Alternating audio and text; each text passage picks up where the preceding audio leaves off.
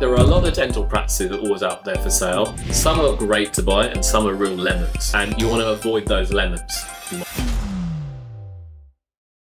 Hello everybody. Now we're going to talk about something a little bit different. If, Aaron, you're going to be buying your first dental practice today, what would you be doing? Now, with 20 odd years experience in helping many people over the years, running clinics, owning clinics, selling clinics, I think there are a few factors that I'd always look at when everyone going to buy a dental practice today. So number one is its current performance, financial performance, obviously. But the most important thing is I'd want to see very recent performance, not 6 months or 12 months ago. I want to see last month's earnings.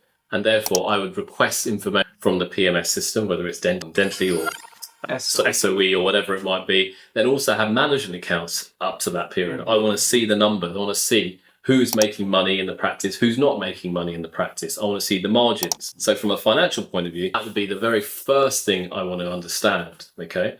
Secondly, I want to understand how has it been structured, okay? What am I buying? Is it shares of a company or is it a sole trader? And what is actually being sold, okay? So you've got to be very careful. Sometimes people are trying to sell the business, but they were trying to sell it with all the loans attached with it, okay? And you don't want that. Those are red flags to me straight away. So from a very financial point of view, those are the initial things I would look at. I would always want to buy a practice that is computerized. So it has a system in place, SOEs, dentally, whatever. Certainly not a paper-based practice. I'd want to go and see the practice and see the state of repair. Is it in good shape? Is it new equipment, new kit? Understand that. I want to know who is on the payroll in terms of staffing, what nursing, what hygienists, what reception, front office managers are on the payroll. What's their skill set, who they are. I'd also want to then be able to say which dentist, as I said, who's making money, what type of treatments and what services are being offered. And then think, okay, is there a gap? Can I add value to the business by bringing in another specialist or some other type of treatments into the place? I'd also want to then look at what's the appointment book like. Is it patchy? Is it full? Or is there scope to add another room or another 2 rooms, another 3 rooms?